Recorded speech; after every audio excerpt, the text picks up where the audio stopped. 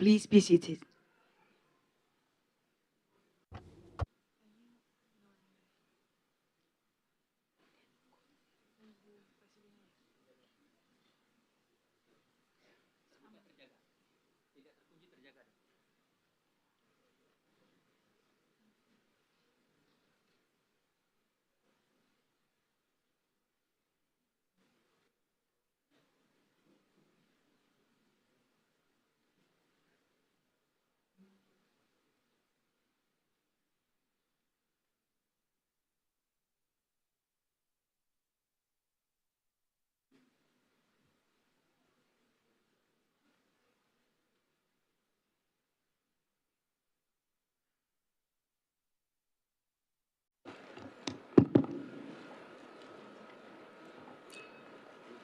Sri Baginda, His Majesty, Excellencies, East Asia Summit leaders. Welcome to the East Asia Summit. This afternoon, I just want to re-emphasize one point, that we are all sitting around this table have an equally enormous responsibility to create peace, stability, and prosperity in the region. We have a shared responsibility to not create new conflicts, to not create new tensions, to not create new wars. And at the same time, we are also responsible to ease high tensions, to soften hard conditions, to create rooms for dialogue, and to bridge existential differences. Excellencies,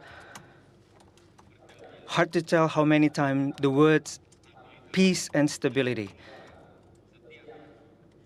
have been uttered by every one of us. It definitely shows that essentially we acknowledge peace and stability are the main key to achieve prosperity. ASEAN is steadfast in making this region as the epicentrum of growth, and therefore ASEAN will continue to work to play a role as contributor of peace and stability. And ASEAN will really appreciate if this East Asia Summit can agree on a leader statement in its determination to continue making this region as the epicentrum of growth. This is where the international community will assess if we are leaders with the wisdom to make the world a better place for all.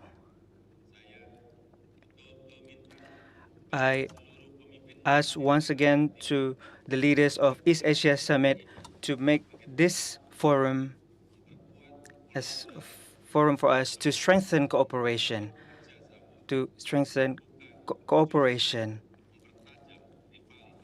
not sharpening rivalries. I call on all the leaders to show the wisdom, to show leadership for the success of this meeting and bring about concrete benefits for the people. And this is where the international community will assess if we are the leaders with the wisdom to make the world a better place for all. I'd like to stop there, and I hereby declare the 18th East Asia Summit open.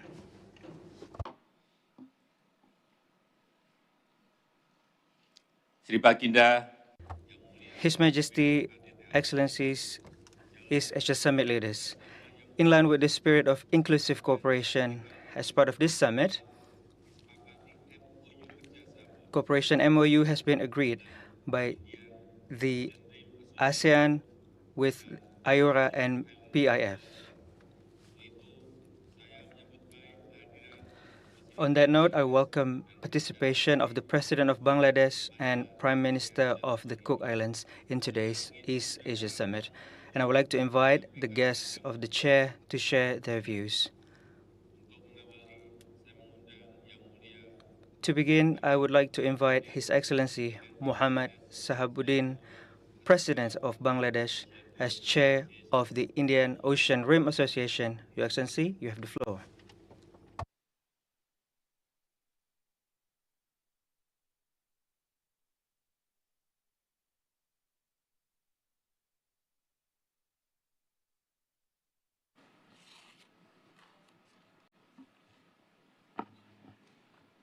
Honorable President, Republic of Indonesia, Honorable Head of States and Governments and Dialogue Partners, Honorable Secretary General of ASEAN, Honorable Ministers and other heads of delegation from member states and dialogue partners, Excellencies, ladies and gentlemen, Assalamu alaikum, and very good morning to you all.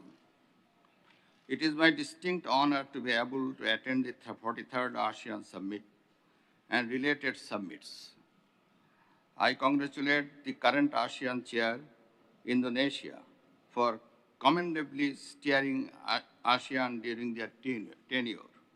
I also express my heartfelt gratitude to the chair for extending a warm hospitality in a beautiful Jakarta.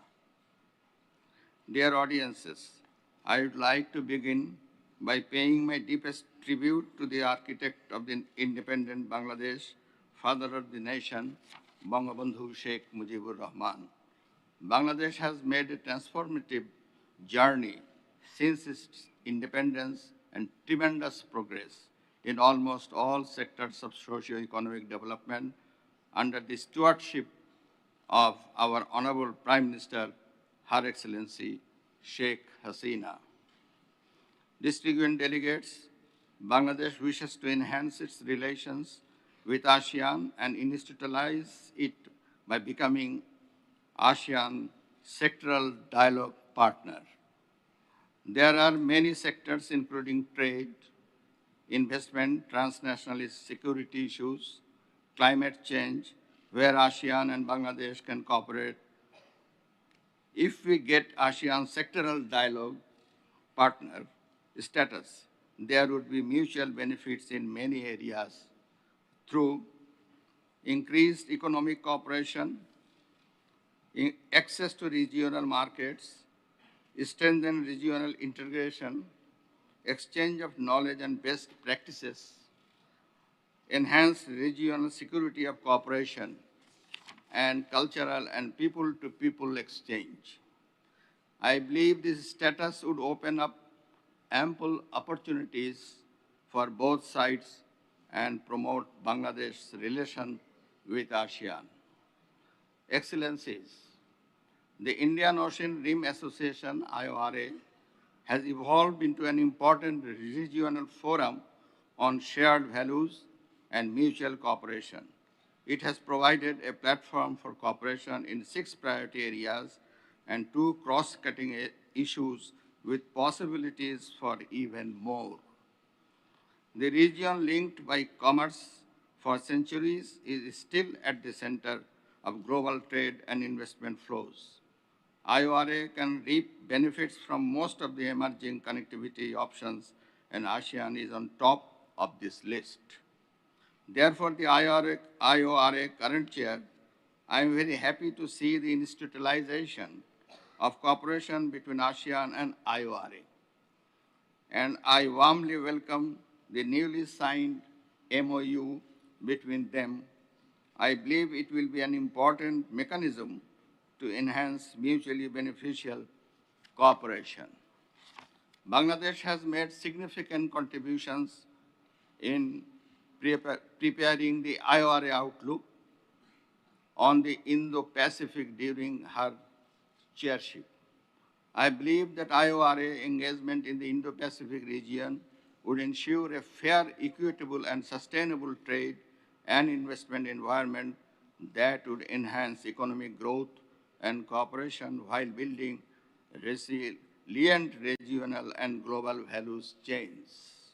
Dear friends, Mother of Humanity, Honorable Prime Minister Sheikh Hasina, sheltered 1.2 million forcibly displaced people from Myanmar on humanitarian ground. Even in the seventh year of the crisis, there is no solution in sight. Whereas Bangladesh is pushed to the limits, it is the collective responsibility of the international community to find a durable solution to this crisis in its place of origin in Myanmar.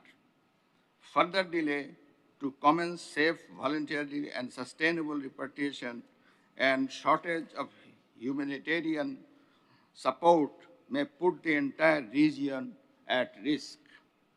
We call upon the international community to urgently act on this very urgent matter.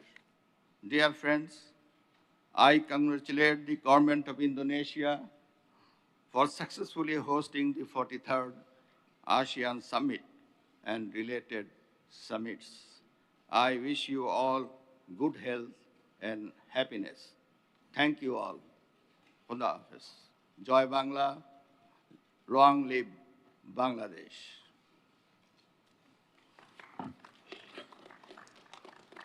Terima kasih Yang Thank you, Your Excellency. Next, I would like to invite His Excellency Mark Brown, Prime Minister of the Cook Islands, as the Chair of the Pacific Island Forum. Excellency, you have the floor.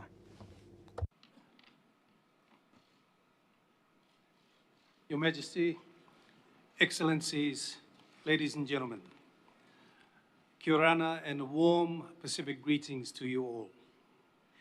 It is an honor to address you today in my capacity as the Prime Minister of the Cook Islands and also as the Chair of the Pacific Islands Forum, a grouping of 18 nations scattered across the Pacific Ocean. Please allow me firstly to thank the Government of Indonesia for the gracious invitation and opportunity to share perspectives from our ocean corner of the world. In the Pacific, we don't have to look far to pinpoint the epicentrum of our growth. It is the blue Pacific Ocean. It is from our ocean that we derive our history, our connection with each other, our culture, our livelihoods, our being as a Pacific peoples. As large ocean states, we are custodians of nearly 20% of the Earth's surface, and we place great cultural and spiritual value on our ocean and land as our common heritage. The Pacific, like the rest of the world, continue to grapple with recovery from the deep impacts of the COVID-19 pandemic on our island economies. The pandemic exacerbated existing vulnerabilities within our national systems, emphasizing the systemic issues around volatile or low growth trends, narrow-based economies, and restricted resources, and also our high vulnerability to disasters and climate risks, all while facing inhibiting production costs, particularly infrastructure costs. Indeed, the pandemic has reaffirmed the vitality and importance of strengthening economic resilience so that we are better equipped to face future shocks. For us, it is imperative that we work towards an economic resilience that is underpinned by strengthened collaboration and partnerships between the region's public and private sector, state-owned enterprises, non-state actors, and our development partners. In addition, regional stability is a collective strength that must be treasured and nurtured. Together, we can achieve robust and responsive economic strategies that will ensure resilience and foster economic prosperity. In fact, this is one of the key reasons why we are here today at this 43rd ASEAN Summit, to foster a new relationship, to strengthen cooperation, and to nurture a partnership between the Pacific Islands Forum and ASEAN that will drive development and growth in our regions. But I must be realistic. At the same time, we face a number of realities and challenges that require a regional architecture that is dynamic and capable of responding to our unique circumstances to support sustainable growth and our development agenda. As leaders, we are acutely aware of the opportunities and limitations of both national and regional mechanisms. On most matters, it is fair to say that we defer to national systems or mechanisms. The few issues that remain, however, represent the most critical collective issues that we face as a region. Climate change, the health of our oceans, our environment, economic development, and regional security and peace, to name a few. Indeed, over the years, we have seen the Pacific regional architecture grow to respond to the collective interests and needs of our region. We have committed to strengthening our regional architecture to deliver the vision of our leaders as articulated through the 2050 strategy for the Blue Pacific continent. Our long-term vision is for a resilient Pacific region of peace, harmony, security, social inclusion, and prosperity that ensures all Pacific peoples can lead free, healthy, and productive lives. In the last 3 years, our forum has been the subject of significant ongoing reforms and transformation to ensure that the regional architecture is fit for purpose.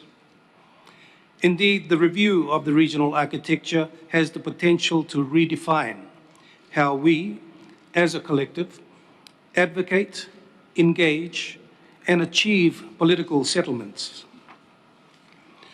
Indeed, the effectiveness of regionalism is dependent on political will, our shared commitment to it, and the partnerships we forge to achieve common goals.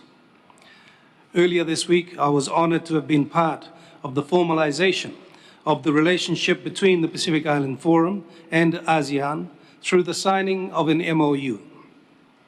It represents a significant step forward in forging cooperation and unity between our two regions, and we look forward to working together towards a brighter and more prosperous future for all our nations. Excellencies, I thank you very much. Midagimata.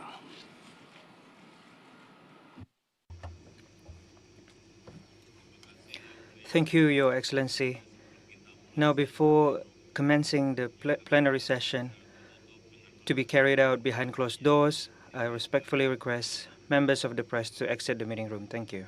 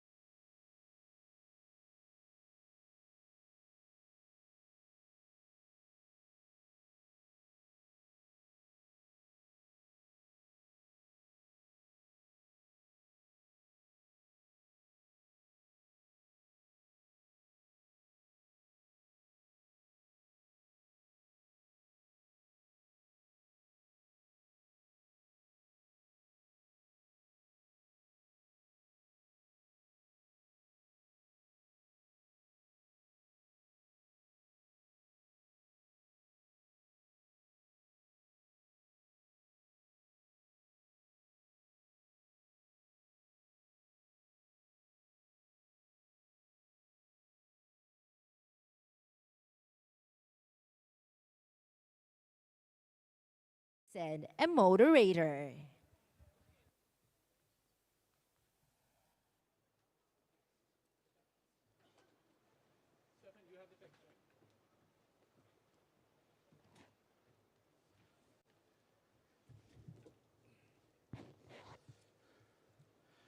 Good morning.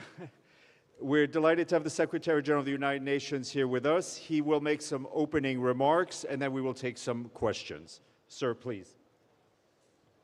Dear ladies and gentlemen of the media, a very good morning. I'm pleased to be back in Indonesia and to participate in the 13th ASEAN UN Summit meeting. We will focus on a wide spectrum of issues, from our cooperation with ASEAN to regional concerns and global challenges. I deeply appreciate Indonesia and ASEAN's determined advocacy on the climate crisis, sustainable development, and non-proliferation and disarmament. And I'm immensely grateful to the over 5,000 peacekeepers from Indonesia and other ASEAN member states serving around the globe. Our world is stretched to the breaking point by a cascade of crises, from the worsening climate emergency and escalating wars and conflicts, to growing poverty, widening inequalities, and rising geopolitical tensions. There is a real risk of fragmentation, of a great fracture in world economic and financial systems, with diverging strategies on technology and artificial intelligence, and conflicting security frameworks.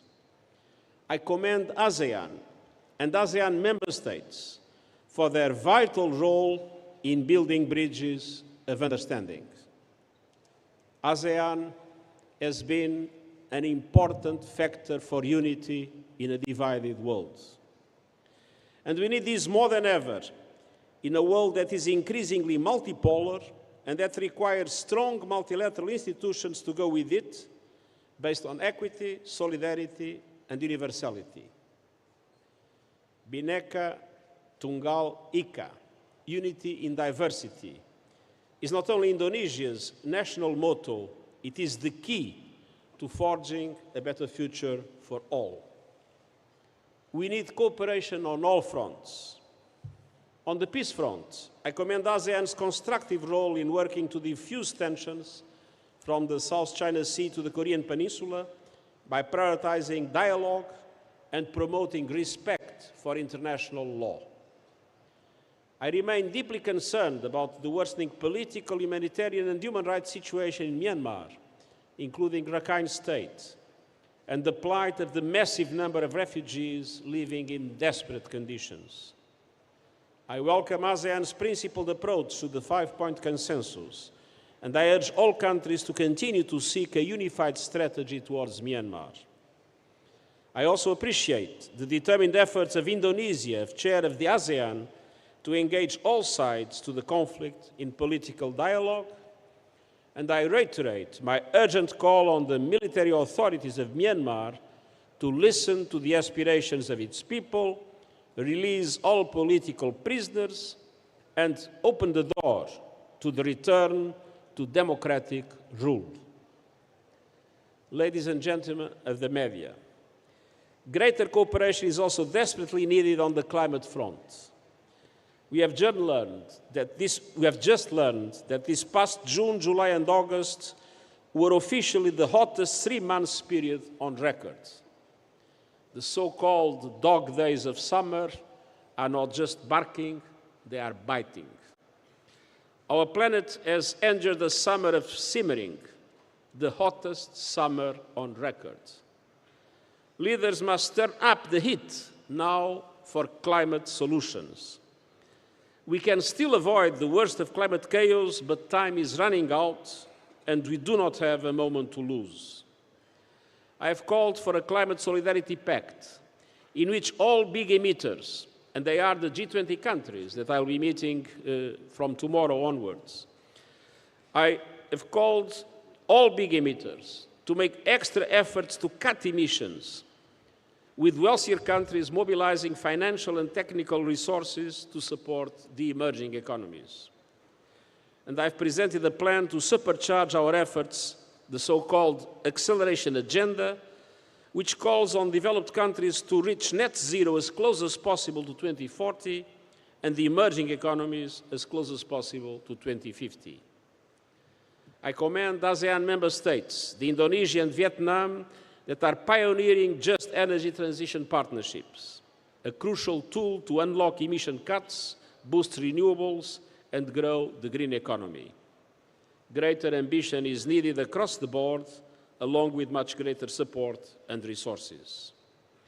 At the same time, to deal with growing inequalities and to deal with climate action, we need to reform the global financial architecture, making it truly representative of today's economic and political realities and more responsive to the needs of developing countries.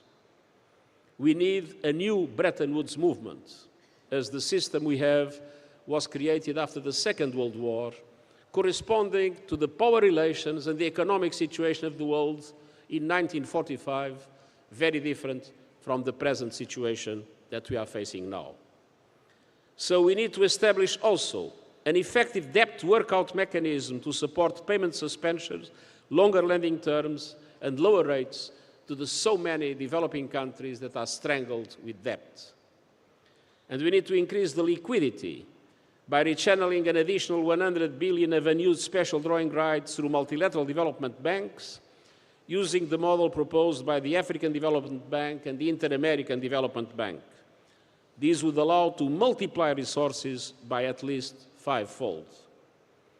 And we need an SDG, Sustainable Development Goals stimulus, of at least 500 billion a year to help rescue the Sustainable Development Goals, in which, unfortunately, we are in so many areas backtracking. On all these efforts and more, ASEAN can set an example to the world as a global green economic powerhouse and trailblazer of an energy transition that is sustainable, just, inclusive, and equitable. The United Nations is proud to be ASEAN's partner in translating this vision into a reality for all people across Southeast Asia. And once again, Terina, Kazi, thank you for this warm welcome, and it's a pleasure for me to be with all of you today. Thank you very much. Before we go to the first question, just a couple of points. One, if you could have just one question per person, and if you could just speak clearly and keep the questions short. First question will go to Mr. Iwan from Tempo. If you could give him the microphone, please. Yes, thank you, Your Highness, Mr. Guterres. I'm Iwan Kurniawan from Tempo. We're concerned about the Myanmar crisis, and we know that the people in Myanmar is very in dire condition because of the violence. What kind of the best concrete solution United Nations can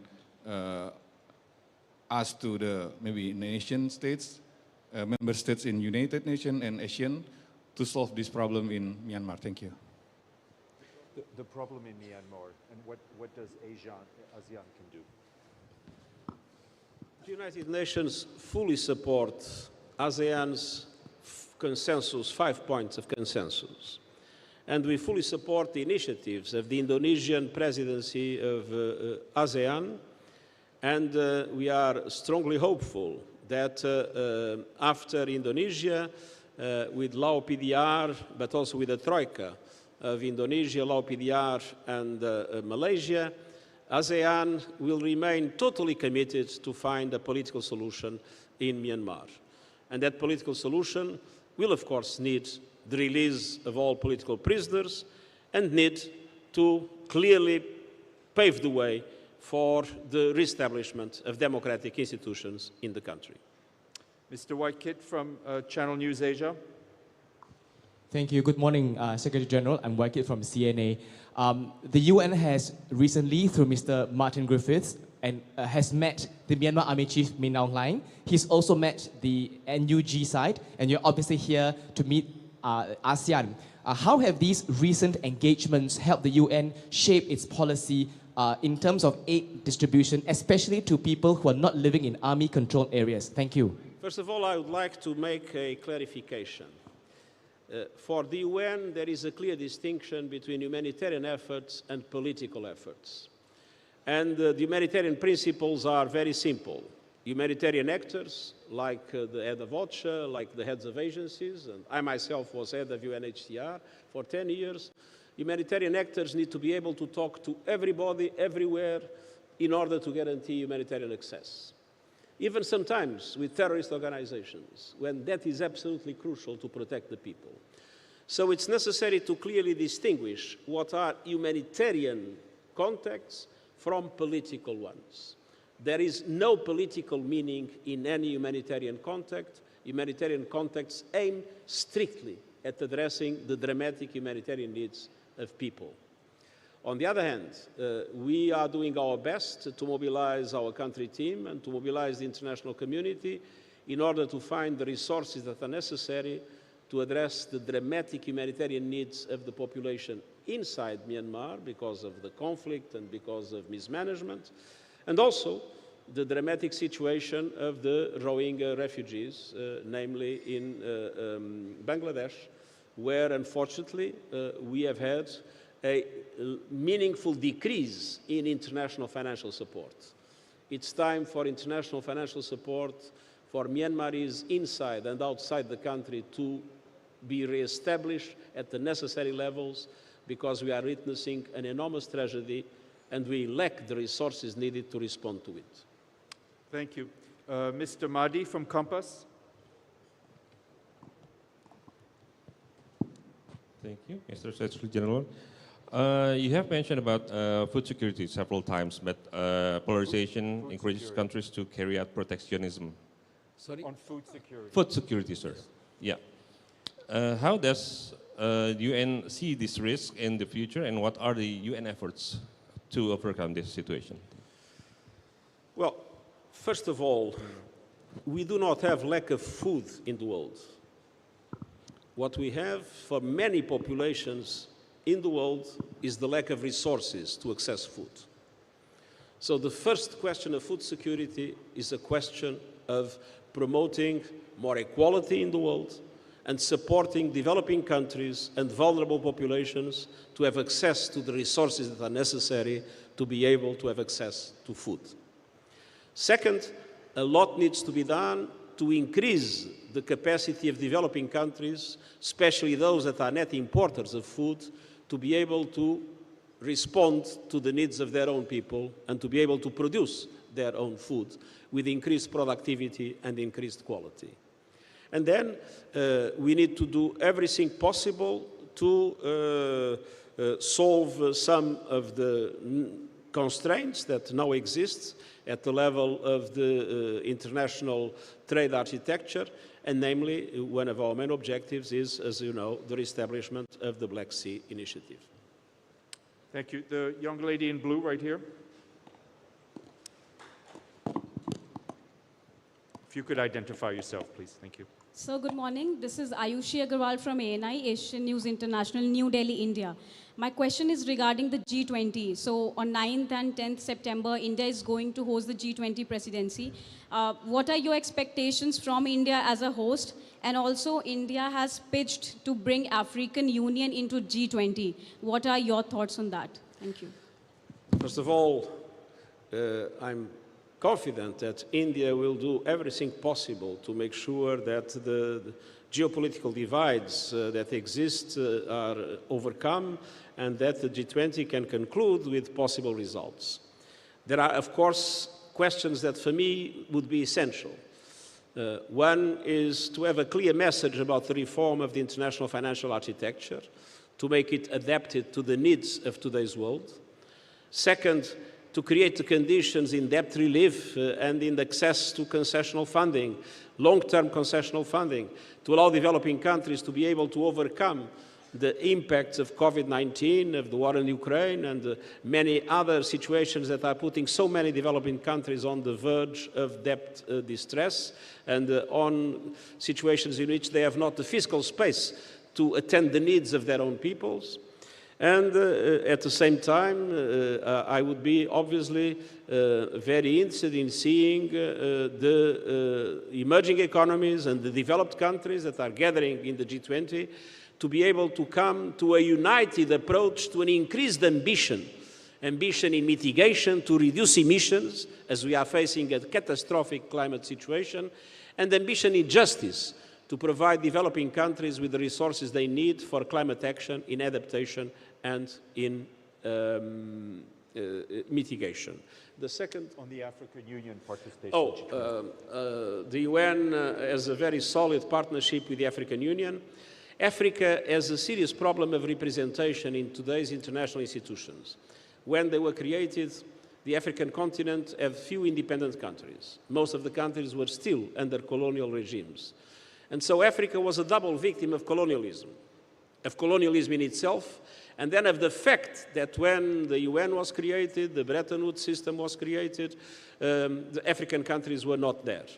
So that is why I'm strongly supportive of the presence of an African country, at least as a permanent member of the Security Council, that I consider it's essential to reform the Bretton Woods system for Africa to have a stronger participation, and of course, I would be very happy to see the African Union as a member of the G20. Thank you. Mr. Akil, Jakarta Post.